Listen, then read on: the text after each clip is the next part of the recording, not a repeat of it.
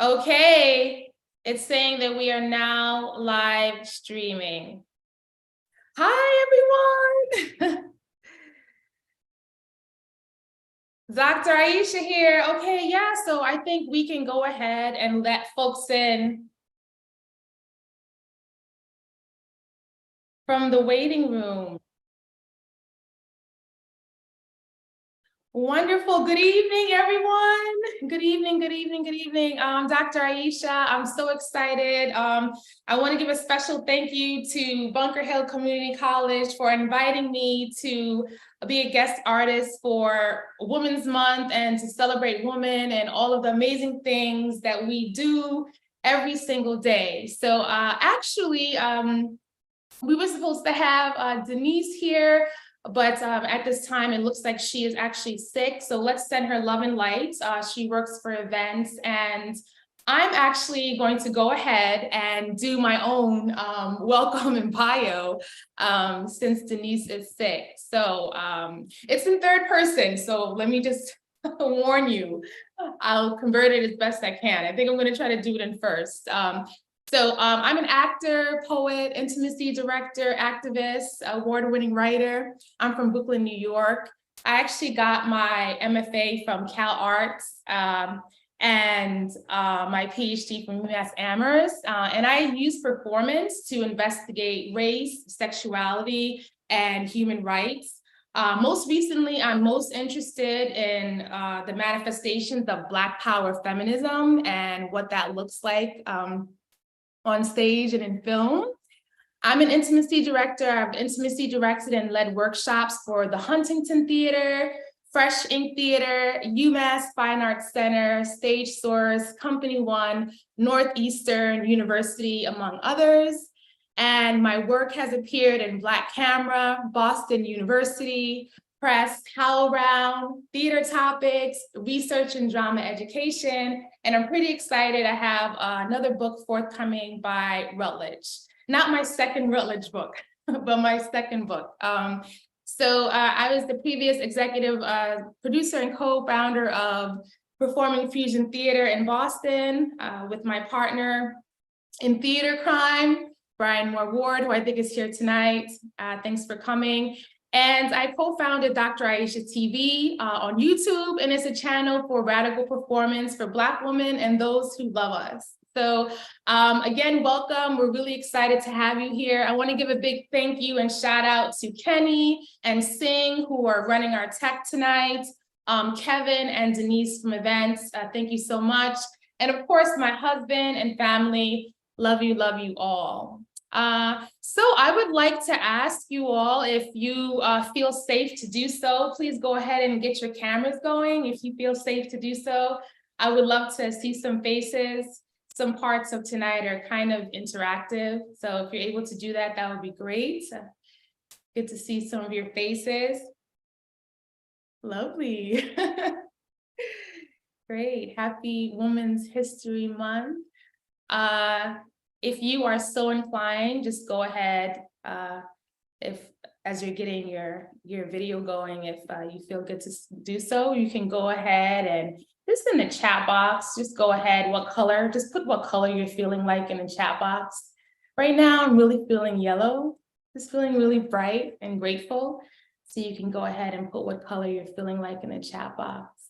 So this evening's show is going to last for about an hour, and we'll go for about an hour, and then we'll have a Q&A. So yeah, I'm excited. Perfect. We have some colors coming into the chat box. Wonderful. Okay, so this idea of freedom. So the thing is that love really liberates, right? Love is so liberating. Freedom, it's freedom. Freedom, freedom, freedom. I am Black and beautiful and ready for the revolution. And you cannot stop me because I rise with my history. Still I rise by Maya Angelou. You may write me down in history with your bitter, twisted lies. You may trod me in the very dirt, but still, like dust, I'll rise. Does my sassiness upset you? Why are you beset with gloom? 'Cause I'll walk like I've got oil wells pumping in my living room. Just like moons and like suns with the certainty of tides, just like hopes springing high, still I'll rise. Did you want to see me broken, bowed head and lowered eyes, shoulders falling like teardrops, weakened by my soulful cries? Does my haughtiness offend you? Don't you take it awful hard, 'cause I laugh like I've got gold mines digging in my own backyard. You may shoot me with your words. You may cut me with your eyes. You may kill me with your hatefulness. But still, like air, I'll rise. Does my sexiness upset you? Does it come as a surprise that I dance like I've got diamonds at the meeting of my thighs? Out of the huts of history's shame, I rise. Up from a past rooted in pain, I rise. I'm a black ocean, welling in the tide, welling and swelling, I bear in the tide.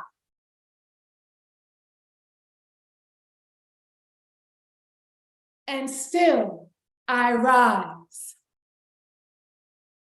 In this very moment, oh, in this time, I am coming from the pain that I have left behind. I have left behind the fear and the terror from all of the nights, because I rise into the daybreak that's wondrously clear. I rise. I rise, bringing the gifts that my ancestors gave. I am the hopes and the dream of the slave. I rise, I rise, I rise. I am Ntozake Shange. I am Audre Lorde. I am our sisters who have come before. We have a video to show you. Let's do video number 1. I am Black and beautiful, and you cannot stop me.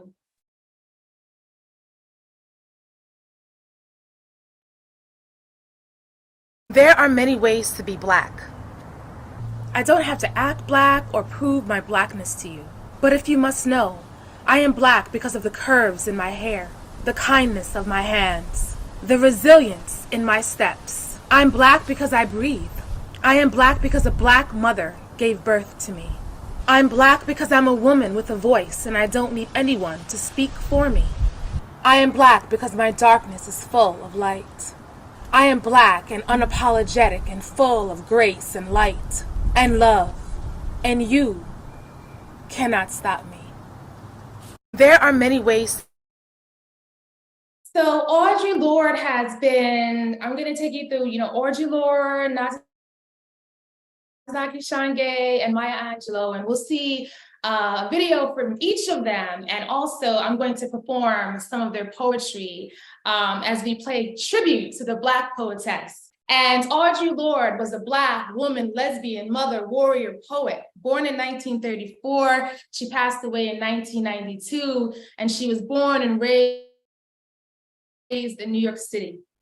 Very, very powerful, just in terms of her stance on the fact that just because we may have our differences, and all human beings across all humanity is different, that is no reason for us not to be unified, and that is no reason for us not to love each other. And so we're gonna go ahead and take a look at video number 2, Audre, and then I'll perform her piece, A Litany for Survival. What does it mean that a Black, lesbian, feminist, poet, mother, is named the state poet of New York? Audre Lorde was a thought leader. She addressed racism, classism, and sexism with the poetry that she wrote. Her words added color to the experiences of oppressed people to help them better empathize with others. I'm Monica Hananu, an artist based in Los Angeles, and I am the guest artist that created the doodle celebrating Audre Lorde. When Google first approached me about doing a doodle, I was very excited. A lot of my work is portraits. I like creating portraits specifically because they help learn about the lives of people that made an impact on the way that maybe they're living today that they do not even realize. My creative process with this doodle was starting with some more in-depth research about Audre Lorde. I was just learning about the big impact that she made and the way that she encouraged people to not fight physically, but fight with their voice and use their words. Audre, why do you write poetry? I write because I am a warrior and my poetry is my primary weapon. And so I've written as much as I have because I have a responsibility to do this work in the world. I found it very helpful to look at things that she wore, the way that she presented herself, which kind of helped me figure out the mood and the color combinations we might want to use, how we want things to flow, since the doodle has the different section of it as you scroll.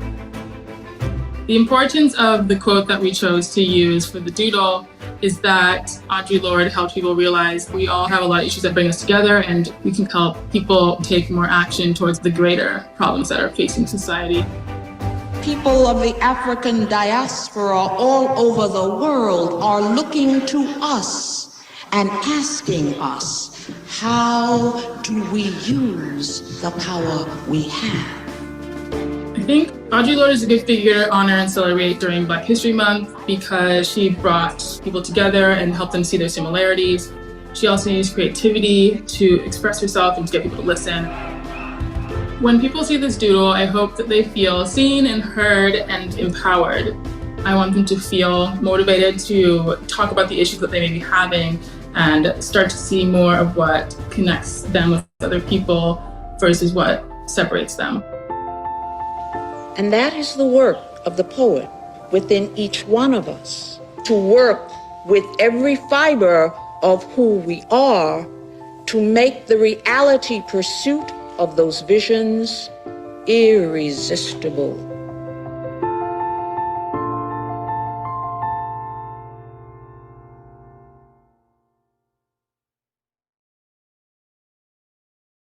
Wonderful, Kenny, thank you. And so I'd love to share with you one of really my favorite poems from Audre Lorde called The Litany for Survival. For those of us who live at the shoreline, standing upon the constant edges of decision, crucial and alone.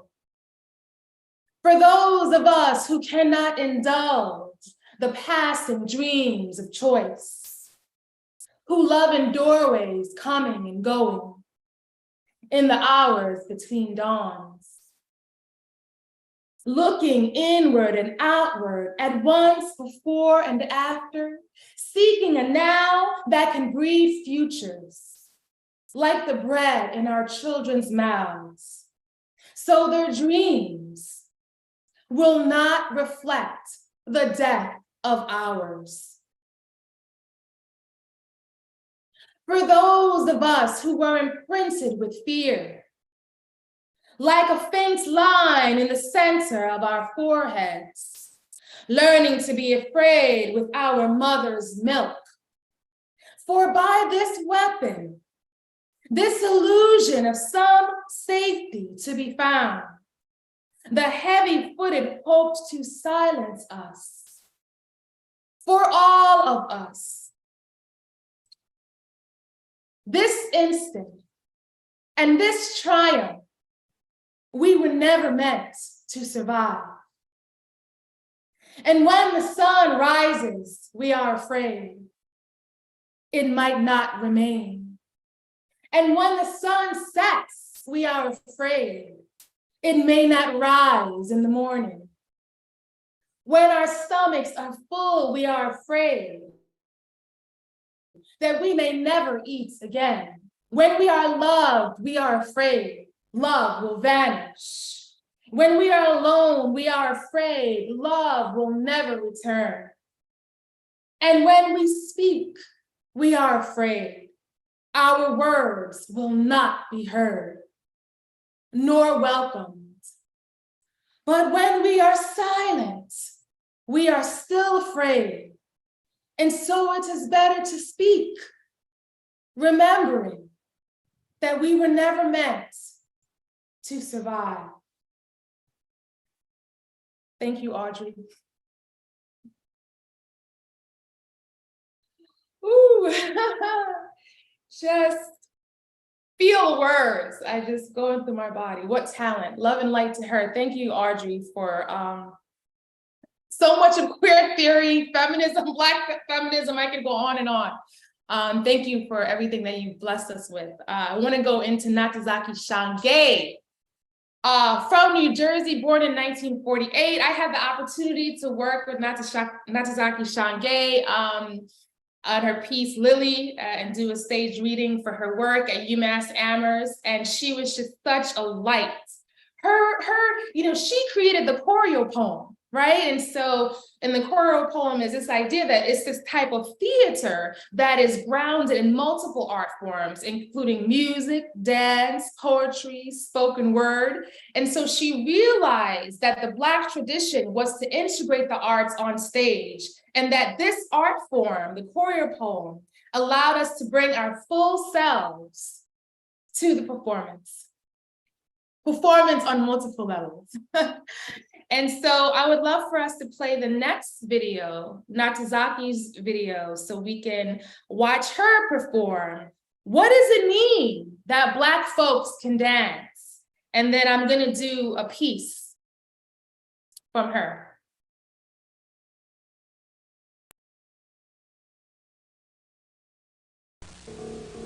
Ntozake Shange. What does it mean that Black folks could sing and dance? Why do we say that so much? We don't know what we mean? I saw what that means. Good God, did I see it? I could have walked on the water, fed the naked, clothed the hungry with what dance I saw today. I don't mean dance, I mean like a closer walk with thee, a race through swamps that fall off in space. I mean, I saw the Black people move the ground and set the stars beneath their feet. So what's this mean that Black folks could dance? Well, how about a woman like Bernadine, who can make her body the night riders and the runaways, the children hanging on their mama's dresses while their fathers beat to death, the blood from the man's wombs, his woman's tears, the night riders going off in the darkness, the silence of the night. How about a woman whose body was all of that, whose very presence humbled all but the drum? Now that's a dance. Like Fred careening across the stage on his stomach bare 50 feet, sounds like possums and rattlesnakes. Mississippi undercurrents and steaming hog maws, tossing him from Decatur to South Texas, tearing him from contractions to leaps, his body taking space around 30 redwood trees. And those sounds kept pushing him.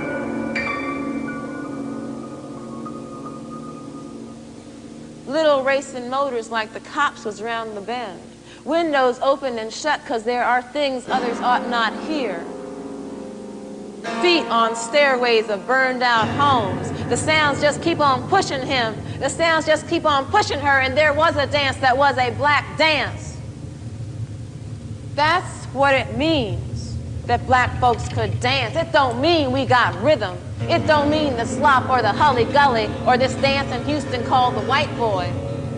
It don't mean just what we do all the time. It's how we remember what cannot be said. That's why the white folks say it ain't got no form.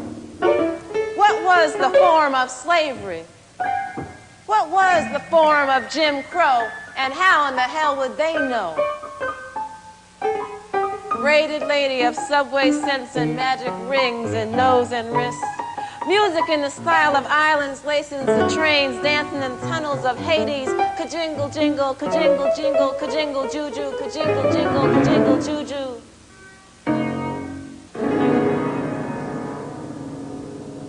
Weight problems. Try this ice method tonight to lose. Wonderful. Okay, so I hope that you enjoyed that piece. I just love the music and her voice. And so this piece I'm going to share with you is coming from For Colored Girls Who Have Considered Suicide When the Rainbow Is Enough. So that's the one that Tyler Perry ended up turning into a film. So anyhow, the poem is quite beautiful. I hope you enjoy it. Lady in blue, one thing I don't need is any more apologies. I got sorry greeting me at every front door. You can keep yours. I don't know what to do with them. They don't open doors or bring the sun back. They don't make me happy or get a morning paper. Didn't nobody stop using my tears to wash cars because of sorry? I am simply tired of collecting. I didn't know I was so important to you. I'm gonna have to throw some of it away.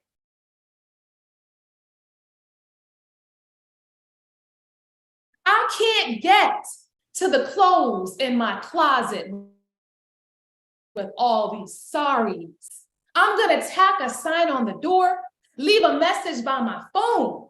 If you call to say you're sorry, call somebody else. I don't use them anymore. Ntozake, thank you for all that you blessed us with.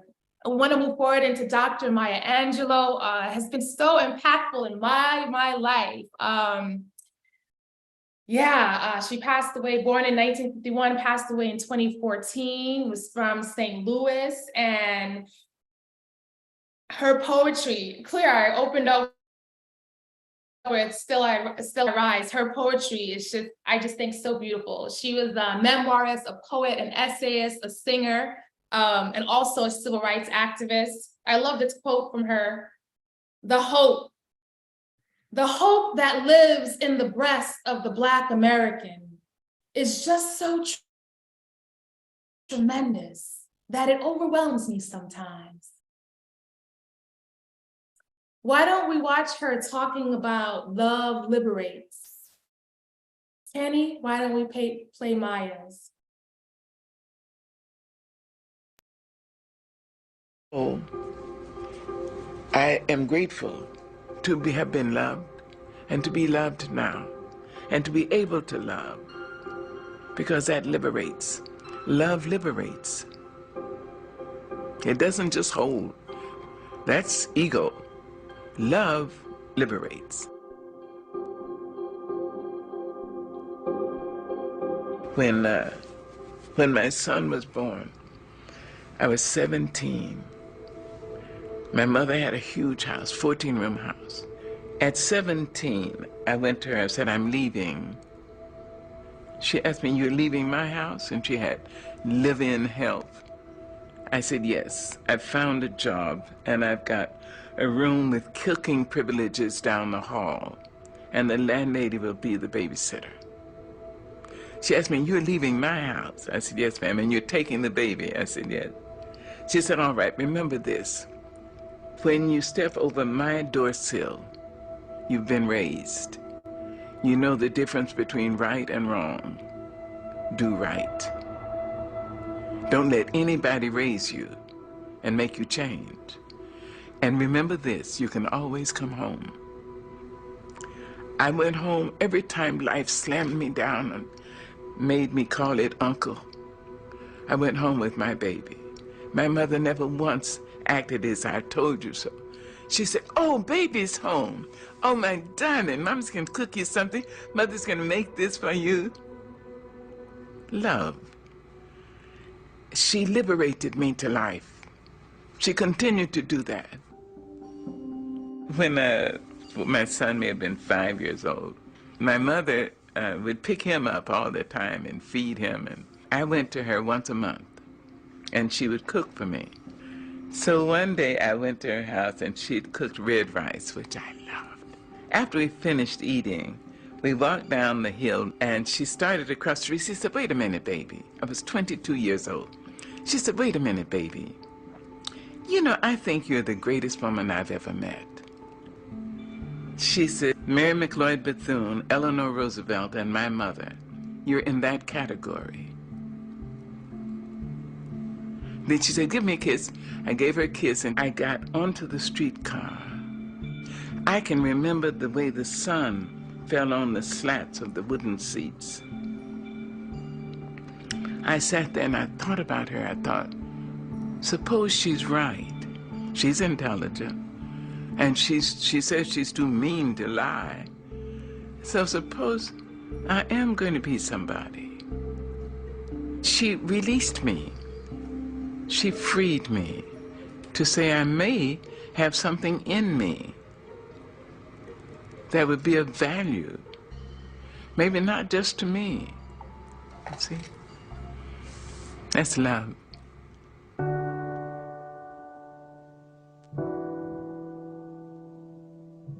And when she was in her final sickness, I went out to San Francisco. And the doctor said she had three weeks to live. I asked her, would you come to North Carolina? She said, yes. She had emphysema and lung cancer. I brought her to my home. She lived for 1.5 years. And when she was finally, in extremis, she was on oxygen and fighting cancer for her life. And I remembered her liberating me. And I said, I hope I'll be able to liberate her. She deserved that from me. She deserved a great daughter, and she got one. So in her last days, I said, now, I understand that some people need permission to go. As I understand it, you may have done what God put you here to do. You were a great worker. You must have been a great lover, because a lot of men, and if I'm not wrong, maybe a couple of women, risk their lives to love you. You were a piss-poor mother of small children, but you were a great, great mother of young adults. And if you need permission to go, I liberate you. I went back to my house, and something said, go back. I was in my pajamas. I jumped in my car and ran, and the nurse said, she's just gone. You see, love liberates. It doesn't bind. Love says, I love you. I love you if you're in China. I love you if you're across town. I love you if you're in Harlem. I love you. I would like to be near you. I'd like to have your arms around me. I'd like to hear your voice in my ear. But that's not possible now, so I love you. Go. Research shows nostalgia can help you remember ads. So custom. Oh, yes. Oh, just beautiful words that touch me right here. And to me, that's the revolution. Love is the revolution. You know, we cannot use the master's tools to dismantle his house. And I think that sometimes we think about what is the revolution, and there are multiple ways. It's not like there's only one revolution to be had. But we think about how can the revolution come, or how can we have the ultimate revolution? And sometimes people think of the revolution as bloody. And I just love this idea that the revolution and that freedom can really be embedded in love. And I think really for all of these women, that's such a beautiful thing that they are trying to teach us with their poetry. They're trying to teach us that poetry is free, that poetry is liberating, that poetry is the way that we can not only love ourselves, but love each other. And I want to read a piece, share a piece with you by Dr. Maya Angelou. It's called The Mothering Blackness. She came home running back to the mothering blackness, deep in the smothering blackness, white tears icicle gold planes of her face. She came home running. She came down creeping, here to the black arms waiting, now to the warm hearts waiting. Rhyme of alien dreams befrost her rich brown face. She came down creeping. She came home blameless, black yet as Hagar's daughter, tall as was Sheba's daughter.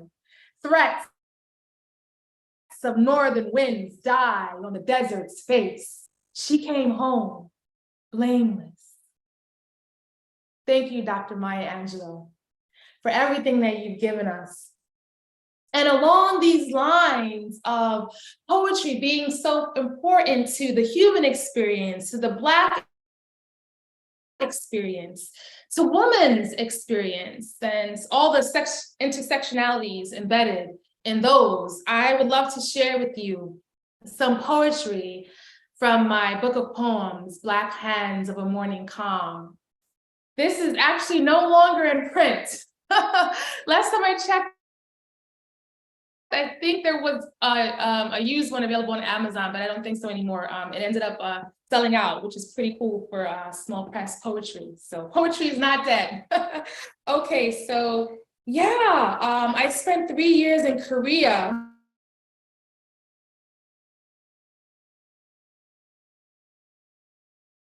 Difficult and terrible experience at the same time. I ended up writing absolutely anywhere that I could, anytime that I needed to. I wrote parts of this book on my hands, and the palm of my hands on bubblegum wraps, or on takeout boxes, depending if I didn't have my notebook. I wrote parts of this book on anything I could get my hands on, and then put it together later. It's called Black Hands of a Morning Calm, for my mother.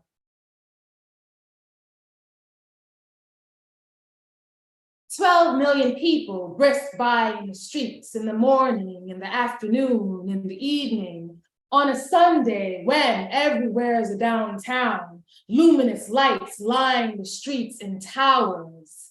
After the day, during the day, please, please let me lie in black.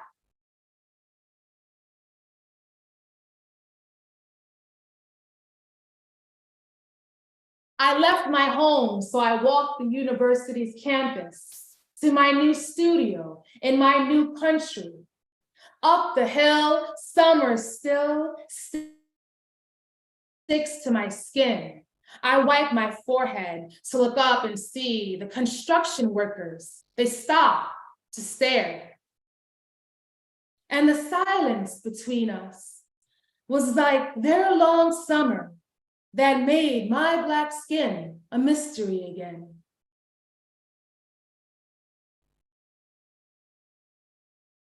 Heading to the subway tracks, my mouth, it's open.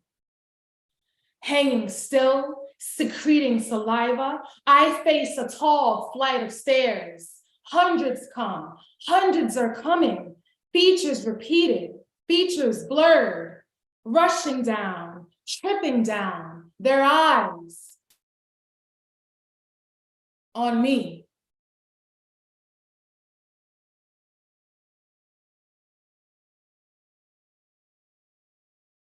Having lunch alone, I sit. My eyes spy around me and I see 3 foreigners. They are faculty like me. They are spread far apart like me. Miniature dinosaurs in a wave of students. They are looking down. They are looking so very interested in their kimchi. Outside of the elevator, I'm hesitant when an American colleague says after you. Every day, men cut in front of me, leaving the door behind them. It closes in my face. This is part 1 of a series. It's 3 parts. I have chapter 1, part 1, part 2, part 3, and I don't really use much for punctuation. It's kind of like my experience in Korea. It just all was very present and kept going. So, okay. I'm gonna have to give a disclaimer for this one. It has a word that could potentially be triggering for some people. I think I actually, you know what, I think I'm just gonna not say the word, but I think you can figure out just from the context is enough.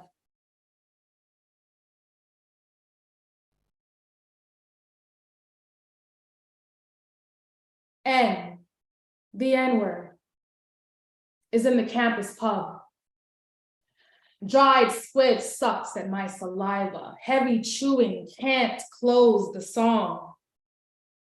So I bury my head in my plates of rice and wait for it to end. Who is playing that?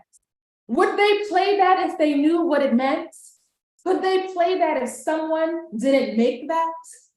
Knowing what it means to my throat, stuck in the center of a desert canyon with thousands of mannequins running up the hill, carrying all the water away from me.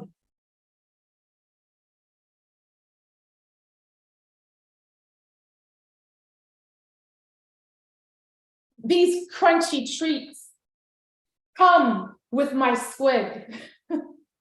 In a whisper, I ask my waiter, are these worms? No, snake. Snake, oh my gosh. No, ha ha ha, snack. Oh, we giggle. He rubs, then taps me on the shoulder. The first to touch. The first to touch me, my muscles relax. He's cute, I want to slip him a business card, but I'm waiting. Professors or not, KT doesn't give mobiles to those without an alien registration card. Besides, what is my uterus worth to him? Mixed children are cut out, pariahs to the pure-blooded.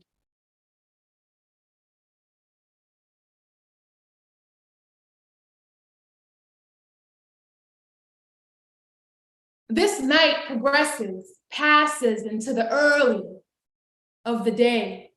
I lie out in the back of the taxi, refusing to be eaten by all the extra space.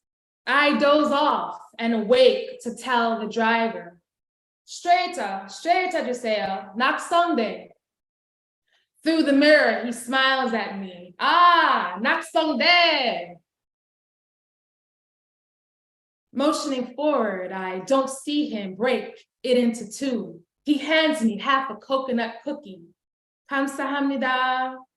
I bow and eat, and I wonder. This stranger, this strange kindness, how could it leak at just the right time? And had a cookie ever made me cry harder? I remember that. Reading this poem, it's like it's taking me back there. I'm gonna do 1 or 2 more. Oh, I think this is a really good one.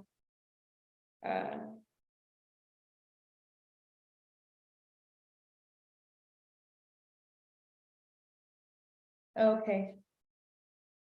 This is from part 2.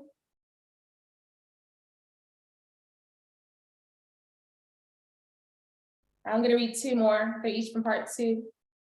In the first snowstorm, I walk with the foreigners where the foreigners live, and I see her. I see her black skin in the falling flakes, and I want to kiss her, hug her closer, but she keeps her head straight, walks past me. She is African and I am American, so we are different and we are not the same.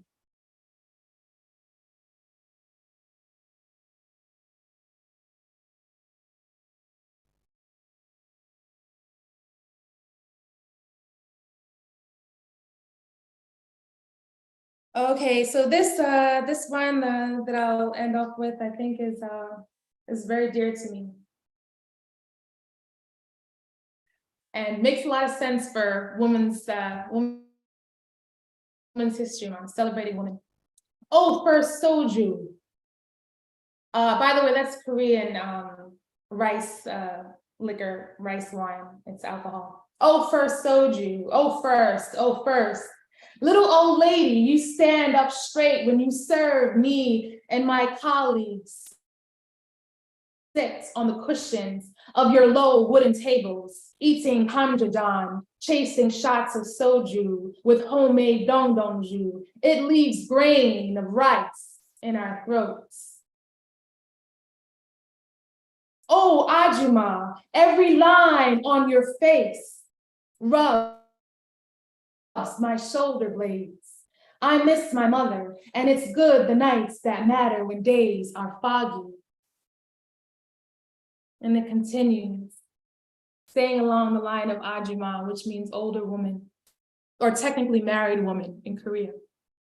Oh, little lady selling sweets laid out in front of the university gate in the cold. I want to have you, your lines for every year over 60. Let us sit on my twin bed. Brace your back on my Red Sox pillow.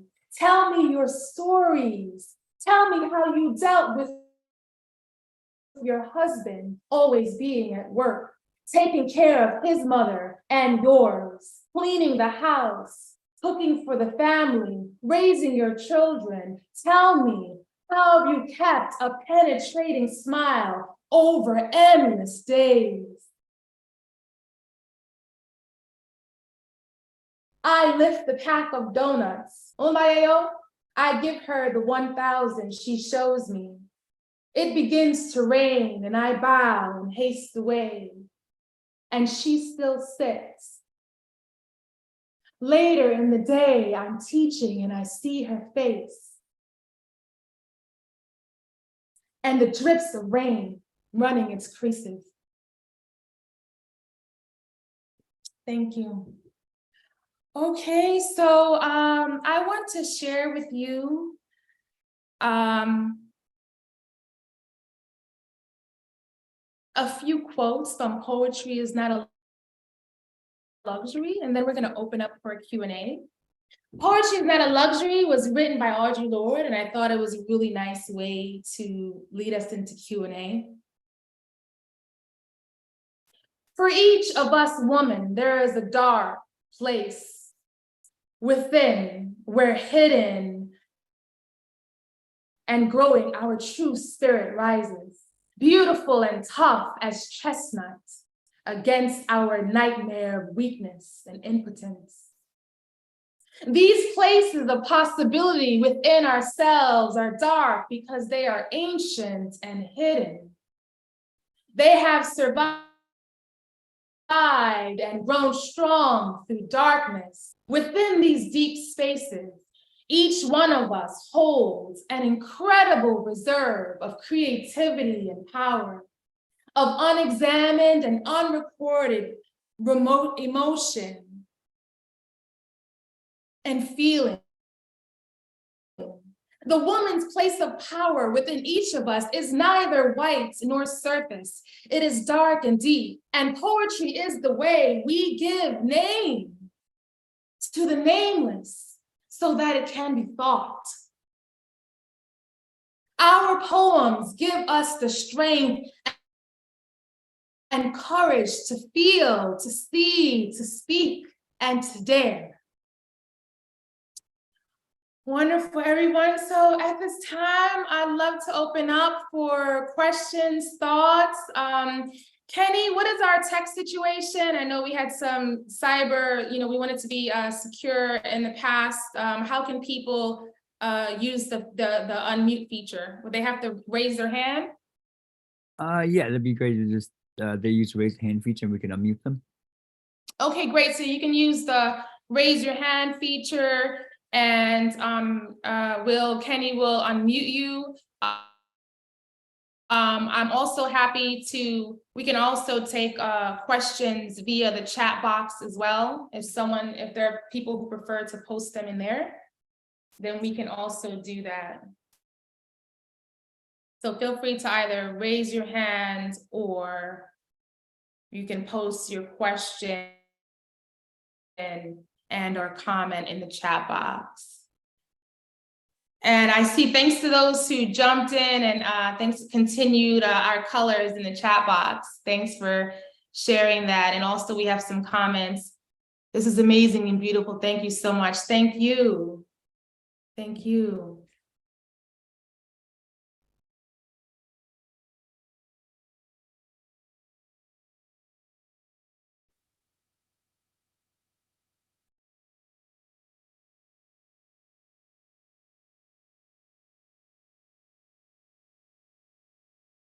Thank you.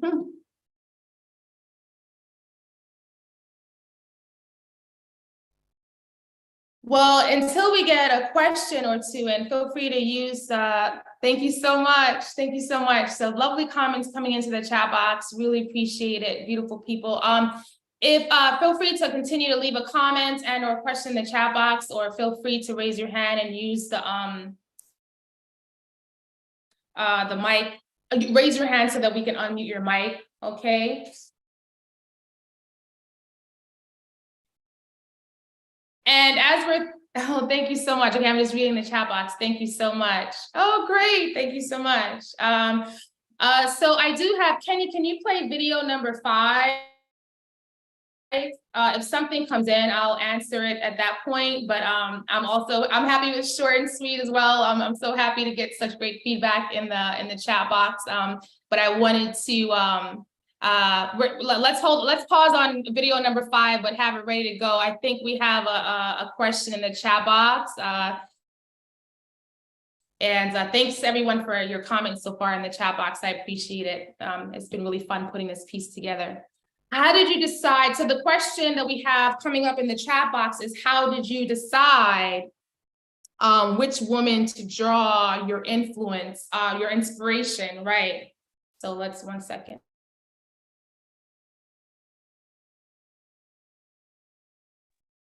I think it was very tough actually, because it wasn't, I'll be honest.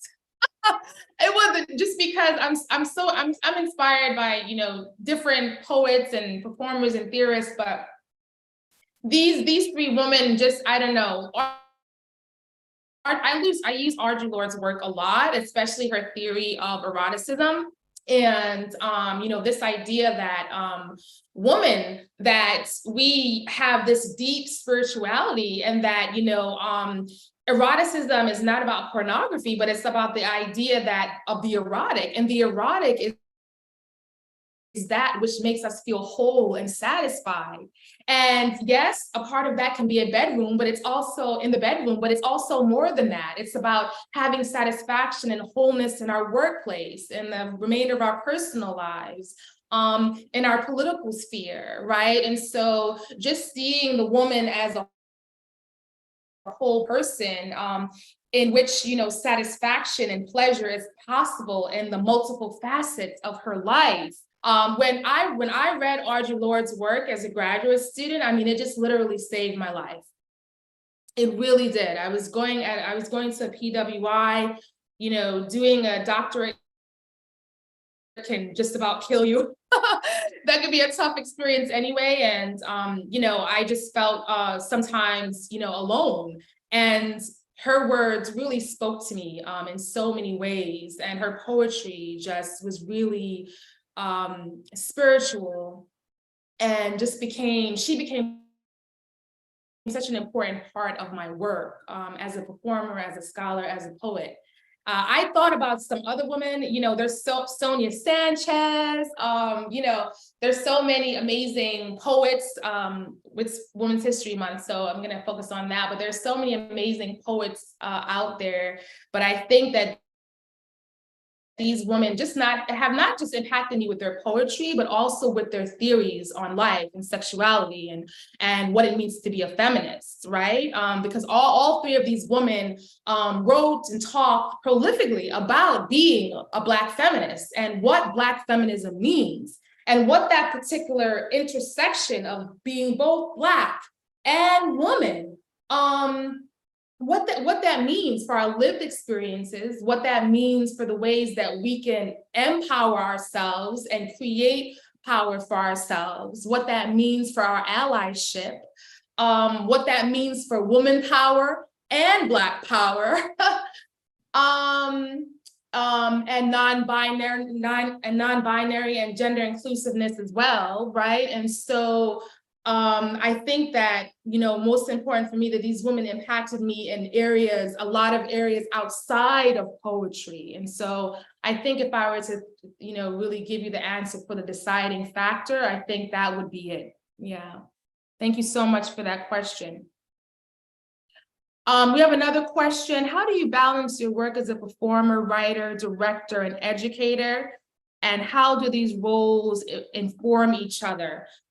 This is a great question. Thank you for this question. And so, well, it's a lot.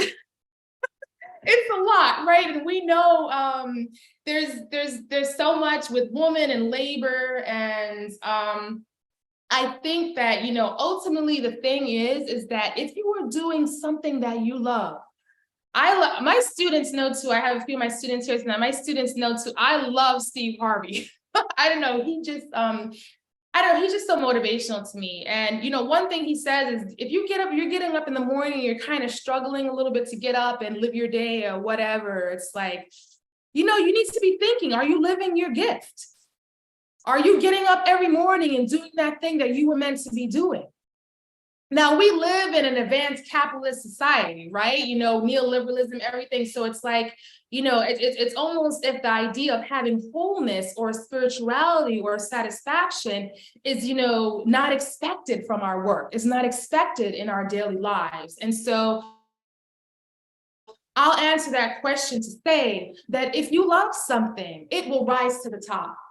And I just love writing so much. I love directing so much. I love poetry so much. I love my art so much that, you know, even though it's not always easy to make time for it,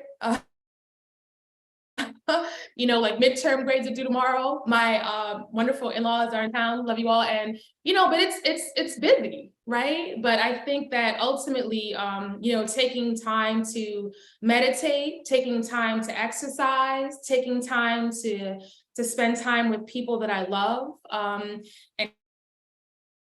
catch up, I think is really important, and just doing what I really love. And the beautiful thing is that I'm lucky enough to also be able to teach the arts that I love. So I teach performance, and so I'm really grateful for my students and for my job, and just for the life that I have every day. But I think it's difficult to balance those things, but you know, you'll always prioritize the things that you love if you're intentional about doing so. Here and here, right? Yeah.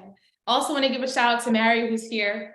Thanks for coming. Yeah, see you, Faith. Thanks for being here. Yeah. And Brian Moore Ward also. I also give a shout out to him earlier. What role does the idea of revolution play in your work?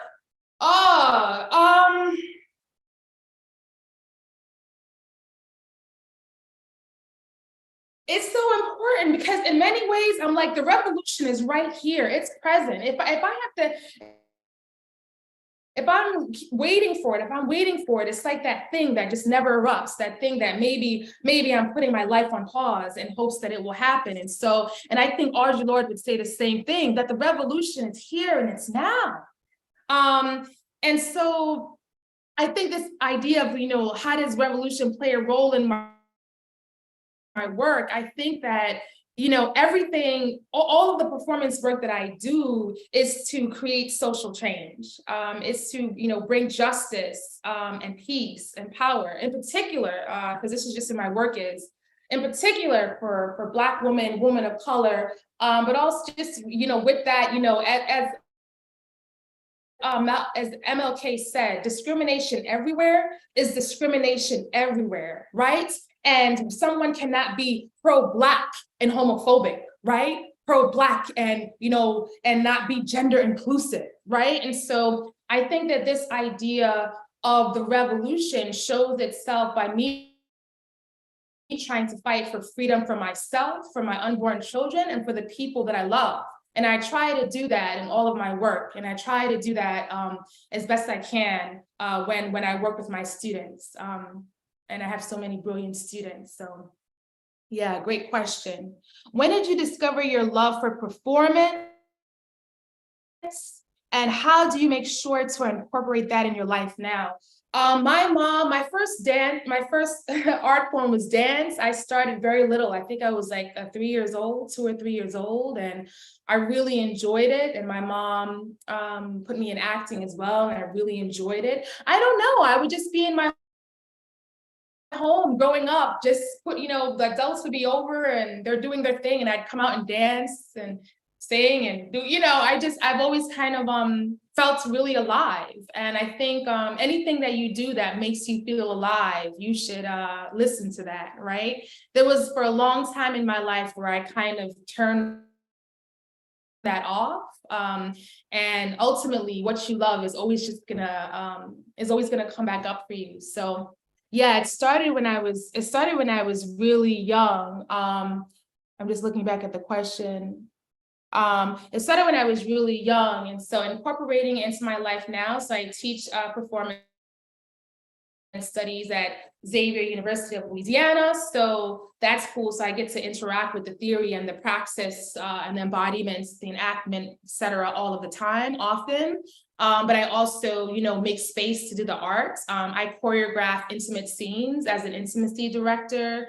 I do monologues and poetry on my YouTube page. And don't ask me how I have the time for it. I just find being creative that way to be really fun and a spiritual experience for me. So I've just tried to incorporate performance in as many facets of my life as possible, as literally possible. Yeah, so, and seeing Tina Turner was amazing. We try to go out for shows and try to engage performance as often as we can too. Okay, so this last question, how did performance change your life? How do you feel free afterwards? Or was it more of a complicated, do you feel free more? Or do you feel more free? I think, what is performance, right? Performance is the presentation of identity, right? On stage, in media, in culture. But if we're talking about this sort of performance, this sort of staged performance, mediated performance, it's not just the presentation of identity, in on stage, in media, and in culture. It's that plus, radical change, right? So it's the ways in which it's the ways in which identity gets presented, and it's the ways in which identity can be enacted or analyzed in ways to create positive change, to change people's lives. And, and you can look at, for example, Dwight Congregate spoke a lot about that. So Madison speaks a lot about that, but it's this idea that ethnography, right, and studying culture, studying people, and using that in performance can be a way to change people's lives. And I think the reason why and how it's impacted my life is that sometimes we live in a society where our personal stories just don't matter, right? And we don't get to necessarily share our stories, share our experiences, share the way that we feel about the world. And performance tells us that we have to do that. In order to really engage performance, we really need to engage. We really have to engage. And to me, once I'm able to engage, change is possible. And I can learn about people, and I can learn more about myself. And I think that's a beautiful thing. Okay, so why don't we take a look at this? I have a video that I want to, it's gonna be like I just want to share it with you. It's a part of the closing, okay? So it's called Rain.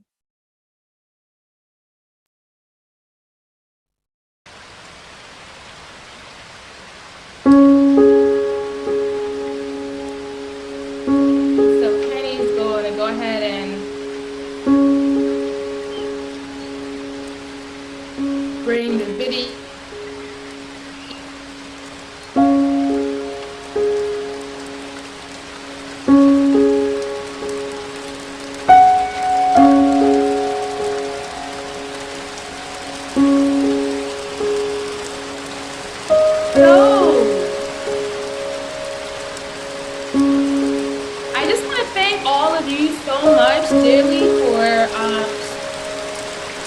Sharing your mind and body and faith with me, with us this evening.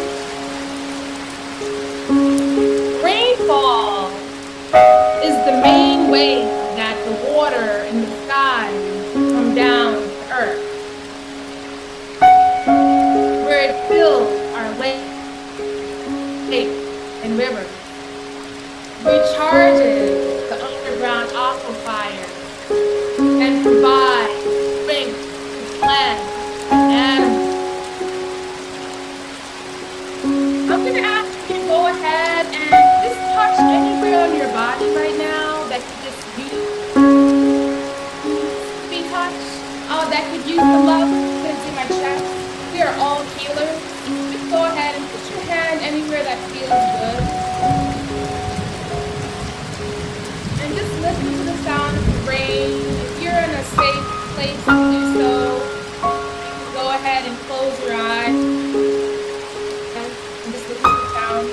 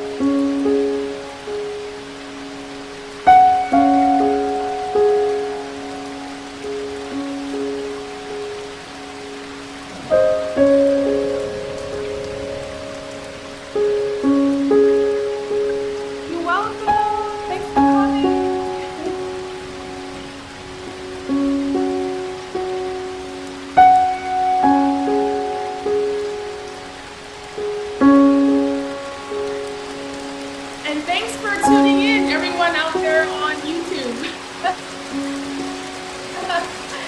Yeah. Have a good night. Thank you so much.